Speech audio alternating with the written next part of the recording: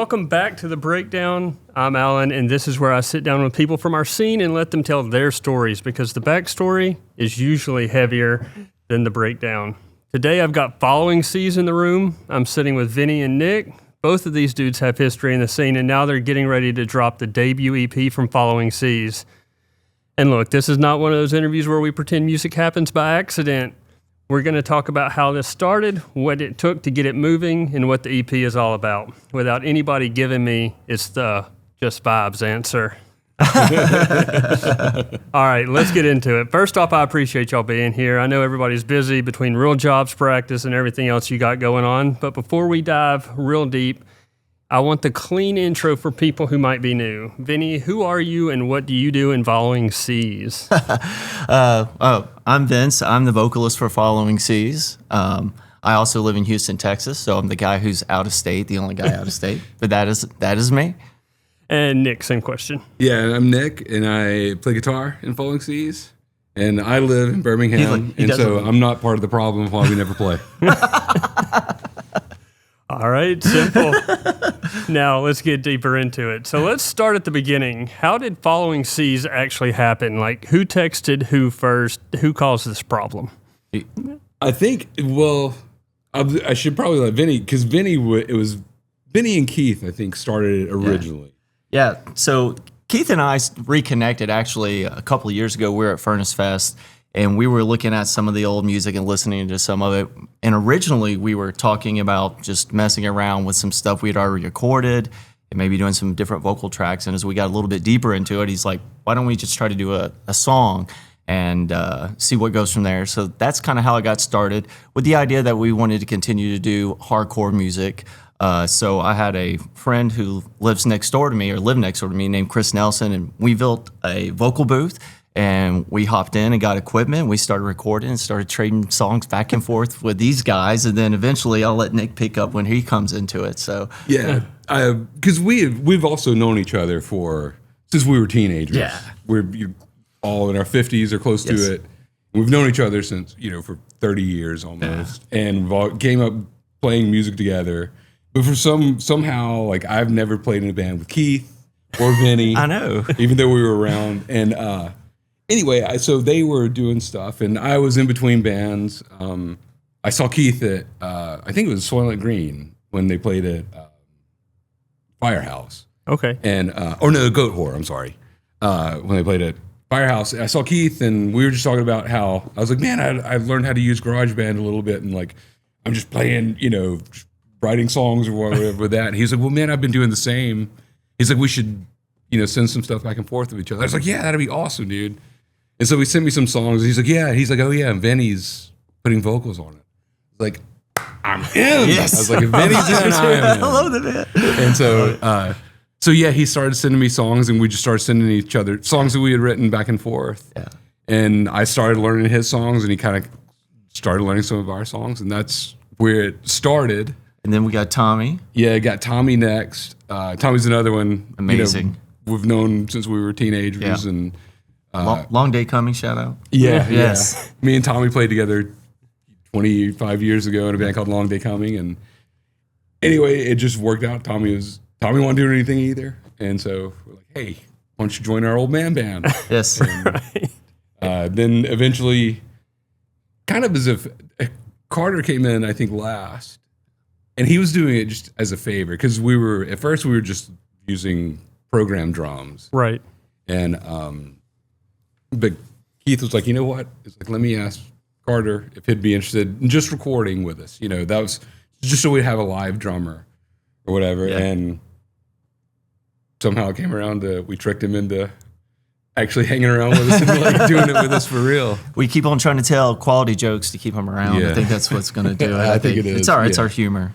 So when this thing started, was it like an intentional let's start a band thing, or was it more like we're just jamming and then suddenly you're like 3 practices deep and somebody's ordering stickers? Well, yeah. We ordered stickers first, man. No, it was an intentional, Yeah. hey, let's write. I don't know if it was ever, at first, I don't think it was ever intentional for us to play out. Like, we just wanted to have ideas, and we wanted to play together, and we just wanted to play in a melodic hardcore band. Yeah. And just like I've been in heavy bands for so long, and like I just wanted to do something melodic and Right. you know, more punk rock or whatever. And so that was the real impetus, just to record songs, just to play with, you know, make music with my buddies. Yeah. And have some fun. And, you know, we were like, well, if it ever, you know, works out that we play, sure. Yeah. You know, but it was just like literally the idea was just to write songs and play them or record them and have some fun. That's awesome. Yeah. When you first started writing things, what was the first thing you wrote where you're like, okay, this is the following C's sound? Like, was it a riff, a vocal idea? What made it this is following C's? You know, it was probably one of the first songs that Keith wrote, and it was a song that he wrote by himself, so I didn't have anything to do with it. But The Confrontation? yeah, Confrontation, and it just kind of, I don't know, when I learned it, I was like, this is fucking great. Yeah. Right. He's So good. incredible. Like this Yeah, is like Keith he is- kind of all had the my guys are idea talented. with it, like what Yeah. I wanted to do, like he Yes. had already kind of done, and so that was the first time. Yeah, it was a song Confrontation. It was melodic, but it was aggressive, and it was Yeah. fast, and it was Yes. just fucking cool. All the great elements of good hardcore, right? yeah. All right, Vinny, what made you want to front this project? Because being the vocalist is basically, you know, you're signing up to be the emotional spokesperson for the band and also the guy people blame when the set runs long. That's very true. And I can talk, so that will happen. You know, man, wow. Well, first of all, I'm a very emotional person anyway, so I kind of wear it on my sleeve. So I just think I just express that through music. But, you know, man, I just love creating music and being a part of stuff. And you're absolutely right. Like, it does have this weird thing to it, you know. In many ways, I wish I could play bass. But yeah. So yeah, man, I think it's just an opportunity to be real and authentic with yourself, and that's just, and I like doing that. And you know, my children are adults, and I had a great opportunity to seize the moment. So that's kind of how I stepped into it, I guess. It's funny that you mentioned bass as well. On the last episode, Kelly mentioned that, and so far, I'm the only one who actually played bass 20 years ago. Yes, I'm old as well. What's different about you as a vocalist now versus earlier years in whatever scene you were in other projects you did? What are you doing anything different now, or is it still like your signature sound? Well, I would imagine, I mean, my voice is probably a little bit deeper, but I think it sounds very much similar to the stuff I did with a band years ago called A Common Thread. So it kind of lies kind of in that vein, wouldn't you say? I would 100. Yeah, one of the things when Keith told me that Vinny was doing this or whatever, I was like, you know what? Like I was like, if Vinny's in, like I'm not kidding. I was like, if Vinny's in, I'm in. Thank you, bro. Because I always like I did it. Vinny had his voices. It kind of, to me, it kind of embodies like especially like the melodic hardcore thing or Appreciate whatever. it, bro. And it does. It sounds. I mean, yeah, your voice has changed. You've gone through puberty. I have. And It's got a little deeper. so yeah, it's got a little older, deeper, but a little grumpier. yeah, a little grumpier. But Hit a little- it's still his voice is. It's that. Appreciate And that. so yeah. And one last solo question: What do you want people to feel when you start a song? I'm not but feel like if somebody walks away from your set and they can't remember a single lyric, what's the emotion you want stuck in their minds? Authenticity, 100%. Like, no matter what, whether it's ugly, beautiful, bad, like if it's real, it's real. And if people come and see that and take a piece of that with them, oh man, that would be incredible. Absolutely. That's awesome. I love that. Thank you. That's great. All right, Nick, guitar-wise, what were you chasing when you started writing for this? Because there's heavy, there's fast, there's melodic, and then there's that thing where it's just all at once and somehow still makes sense. Yeah. I don't know, like I said, melodic and just something a little bit, for me at least, it was, I wanted to play something more melodic and a little bit more punk rock. And then, but something that's still dark, maybe, for lack of a better phrase. It's not just, 3 chords and, happy, like, which is, that can be done cool. Like, I'm not dissing that. It's just not, I don't know. I wanted something to be layered and something, I don't know. I just wanted something to do something new, for lack of a better, something that I haven't done. And I I don't know if that answers your question well enough, but yeah, the way Keith plays guitar is so incredibly cool. Yeah. And that dude's so talented and does all these weird chords, and even just the way he picks is different than I do. Right. And so getting to play with a dude that, is so different than me, I get to learn all this cool new stuff that I didn't, that just didn't occur to me. Right. And no, that actually does answer the question perfectly and leads into my next one for you. Did you have any self-imposed rules, like no filler riffs, no parts that exist just to exist? Every section has to have its place, anything like that? Because I've heard some songs in my life where they felt like they were written strictly to fill time while the drummer catches his breath or something. Oh, yeah. I mean, yeah, definitely. Well, yeah, I don't know that I had it in my head, but no, I wouldn't write just something to, just like I want to like everything that we write, and I do like everything that we write.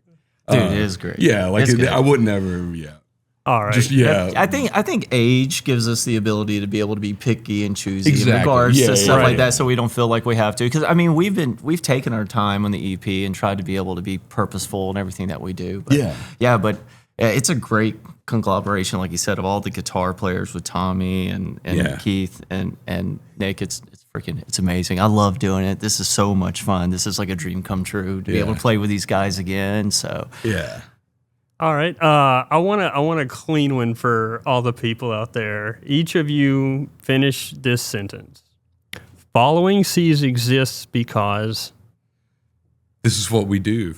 We don't hunt. We don't fish. We don't do. This is kind of all we know. We're kind of lifers. Like this is just what we do. Like this is. Following Seas exists because it's us. It's That's air. Yeah. Dude, I love that answer, by the way. I don't even know if I can follow that up. But you're right, man. I really feel like, being around the guys, it just feels so natural. It just feels like an extension of who we are. Like, going back to like authenticity or like even the ability to be creative. Like, I think it really gives us, it just feels so good and natural. Like, it's just so much fun. You're right. It's just who we are, Yeah. Since a parking lot in American Beat in the 90s. Yeah. No, it sounds great. Both of y'all have a history in the scene, and I'm not going to do the thing where we like list all your bands like the back of a DVD. But I do want to ask this: what did being in earlier projects teach you about what works and what doesn't work, and when you're trying to keep a band alive? Oh man, personality is a huge part. Just making sure that everybody is on the same page with not only like, what style of music you want to play. Like that's obviously, a big deal, but then just like who you want to hang around. Yeah. Like, and it's a lot of time. Who you want to, cause it is like, making music with somebody is a pretty personal thing, and doing this and so when you got to find people that's kind of like, for lack of a better word, share your worldview or like share your common goals and then just your sense of humor and like you want to be like you don't ever want to be in a band with, because I've been in like or gotten to the point where like weird little personal conflicts get in the way, and all of a sudden it makes the thing that you're doing for fun and that you love, like all of a sudden that sucks because and so it's just making sure that, everybody is personally can get along and hang out together and have fun. And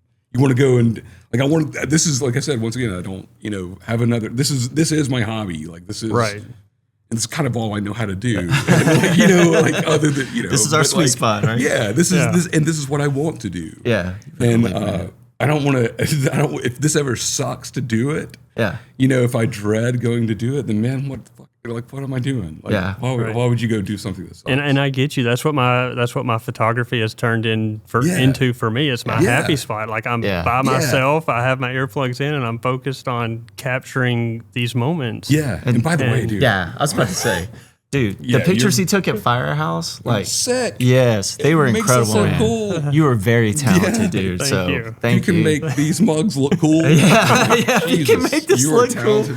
Yeah, man, that's great. I was going to ask, what's one lesson you learned the hard way? The kind of thing you only learn by getting burned and pretending you're fine. And you can be honest, this is a safe place. I promise the comment section can't hurt you.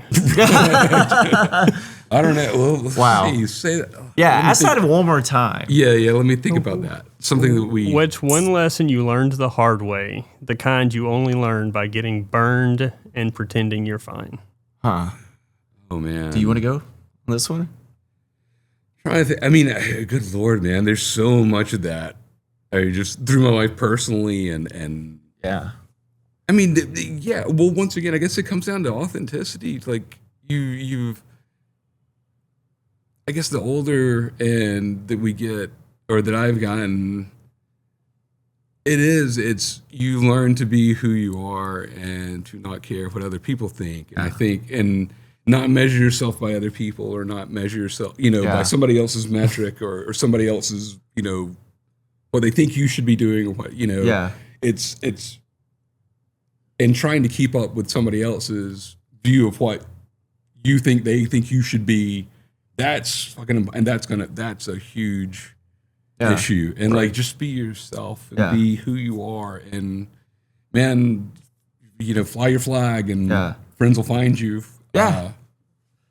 So yeah, I mean, there are 1,000 different, things that I've done in my life that I had to learn that lesson. Right. In one way or another. I would add, you just got to listen to yourself, man, because there's so many things, and you ignore what you feel doesn't feel right, and you do it, and then it ends up burning you and stuff like that. So I think just kind of that following yourself and connecting to your, being who you are, being, once again, going back to the authenticity thing and vulnerability, like, raising your flag and just realizing that your people you'll find your people will find you. Yeah. Then you can hang out here, do this, and hang out with awesome people. Yeah. All right, perfect. And the next section I want to talk about, and we don't have to dive too deep into it. Kelly covered a lot of it on the last episode, but it did lead me into this next question. When you've got history, people bring expectations. Sometimes it's love, sometimes it's just weird internet stuff. Do you feel pressure when people connect following C's to your past projects, or does it feel more like a fuel for you? I mean, I don't know that there's pressure. I mean, we always want to do the best we can do. And, I hope that people like what we do, and that I hope that, people who are fans of things we've done in the past will like this, obviously, but also at the same time, fuck off. I don't care. I'm not doing it for you. I hope you do. And, and please, I would love it. But I mean, I want them to like it. Yeah, we want people to like it. But I also realize that, it might not be everybody's cup of tea. Yeah. I think we have a core group of friends that we know we've earned the respect through whatever we're doing. It makes us feel good. But, Is there anything you have intentionally left behind? Like, we're not doing that again, whether it's musically, mentally, whatever? We're not going to sing like we did in the early 2000s. Yeah. We're not going to try to go through high screams and melodies. Yeah. I mean, I think maybe, at least for me personally, I don't know. Did you have any rules when you started? Like, let's not do this? I don't know. I don't know that I ever don't did. think I did. Well, I wanted to play fast. I mean, I knew that. I want to play fast. I don't know. I've never thought about it. Like, just let as it come a naturally. Rule. Yeah, like as a rule, or I can't think of anything that I was like. I mean, obviously, I'm not going to be in a racist band for Right. Regardless of what our friend CK wanted us to do. Whatever he says. Yeah. But I'm not going to do that. Yeah. But I mean, I'm not going to. I would never put on a front. Yeah. I'm not going to pretend to be something I'm not. Yeah. Or we're too old and grumpy for that. Yeah. I mean, trends come and go, and that's fine, but I'm not going to be I'm not going to, put on dumb clothes and act a certain, I don't know. Right. Yeah. I get it. Yeah. Let's go for one of the clean takeaways. What's something that newer bands in our area might not realize about keeping a band moving long term? Like, if you could put one thing on a billboard that every new band has to read before practice, what would it say? Oh man, that's a good one. You don't expect too much. Like don't take yourself too fucking seriously. Yeah. Like once again, man, this is supposed to be fun. Yeah. Like this is supposed to be a good time. Yeah. Like don't take like it's gonna suck. Like you're gonna suck at first. Yeah. Don't be entitled. Don't think that you deserve anything. Like just have fun and do it. Yeah. And when you do something, you know that, and it's gonna be bad at first. And we all suck at first. Everybody sucks at first, you know. And it's gonna be bad for a while. And it's gonna, you know, and you're gonna learn little tricks and things and here and there. But like, don't be entitled. Don't expect too much. Like. Yeah. Don't take yourself too seriously. Don't. Yeah. And that's not to say don't take what you're doing seriously. Just don't take yourself too seriously. Don't think anybody fucking owes you anything. They don't. No. And they're not going to, you know. Cool. All right. Roots are cool. Trauma bonding's beautiful. Now That's right. now let's talk about what people are waiting on and the reason y'all are on the podcast this week. Let's go. Where is the EP at right now? And you can keep it vague if you have to, but I need more than soon. This guy's a problem. I am the problem. This guy lives in Texas. I'm the major problem. I live in Houston, so it is taking a little bit of time, but I think that's what helps keep us together so they don't have to put up with me all the time. Exactly. That's one of the ways we fireproof this band. Yeah. Keep me far away, just bring me in for the fire show. So right now we're working on rounding out the vocals, and Keith is actually going to fly out in January to Houston, and we're going to wrap up a couple of things. So we just got a couple of little things we're just tying together. We're being a little bit tedious.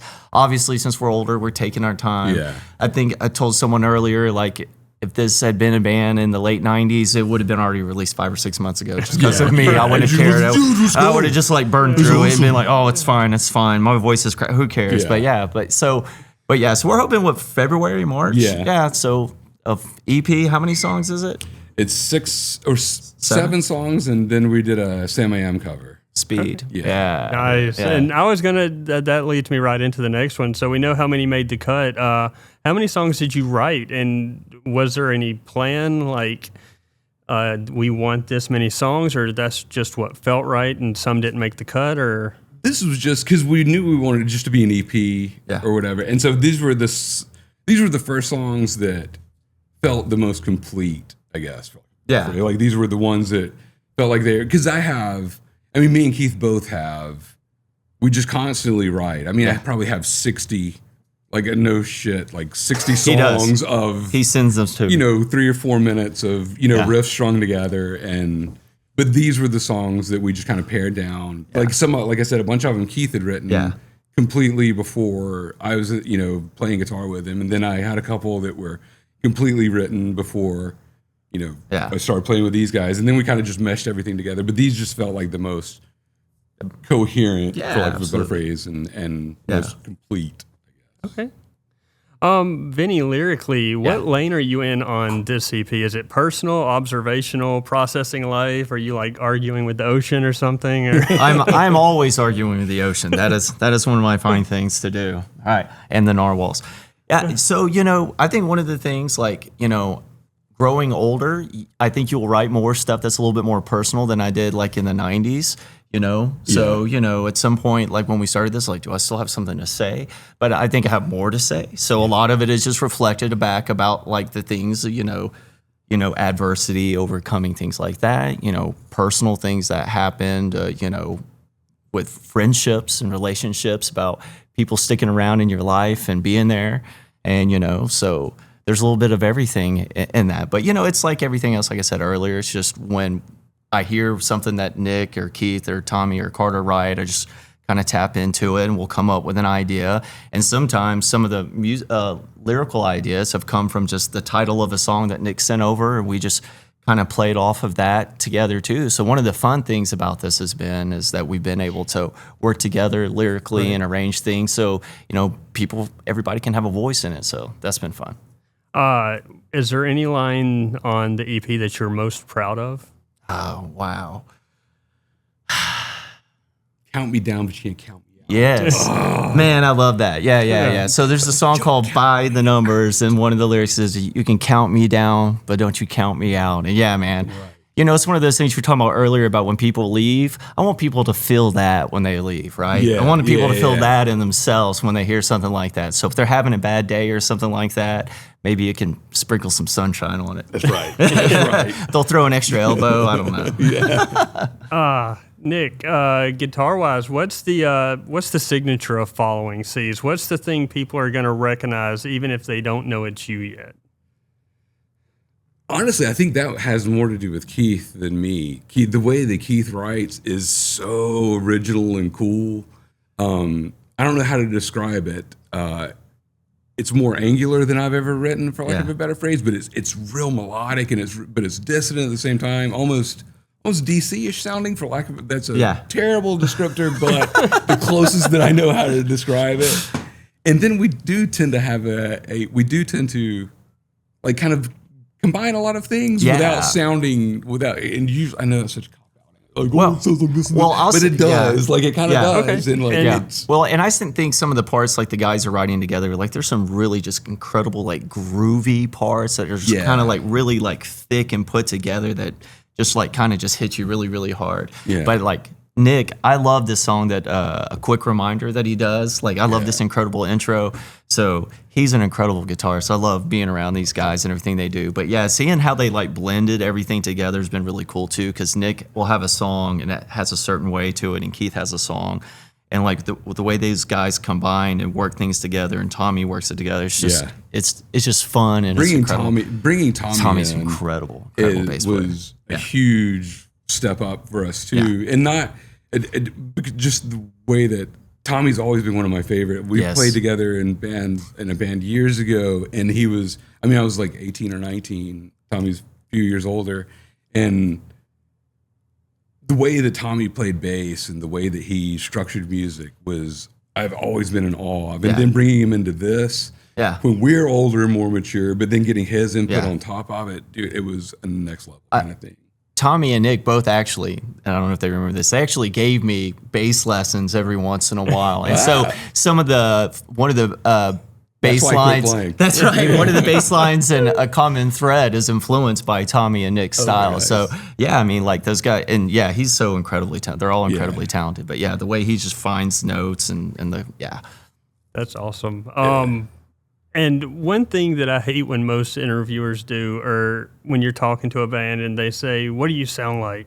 Like, What other bands do you sound? And I personally, I've been in bands and I'm friends with a lot of people in bands, and I find that, I mean, personally, I find it disrespectful on several ways because it may set unnecessary expectations, or it may turn somebody off of you right away. Right.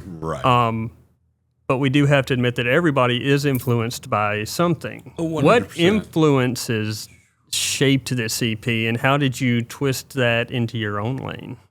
I mean, it was. For me, at least, it was everything from, I mean, tons of, like I said, melodic music, tons of old hardcore, I say old, but like older melodic hardcore. Like I love, one of my biggest influences was Screw 32. Like I love the way those dudes play guitar. And then stuff like Sam I Am, and then even more straightforward, hardcore, bold, and, all the early Rev stuff. That was a real common bond between all of us.